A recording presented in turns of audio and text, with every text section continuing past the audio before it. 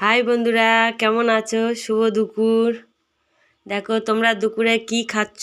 আজকের আমার আইটেম দেখো, ডাল করেছি, বেগুনি করেছি, মাছের মাথা দিয়ে বাঁধাকপি, আর কালকের মাংসের তরকারি ছিল, সেই মাংস ঝোল দিয়ে ডিম ভেজে অমলেট করে দিয়েছি। তোমরা কেমন খেয়েছো? কোনো দিন তো খাওনি। একবার করে দেখো, খুব ভালো লাগবে। একবার করে খেয়ে দেখো। দেখো আজকের আমাদের অনেক আইটেম।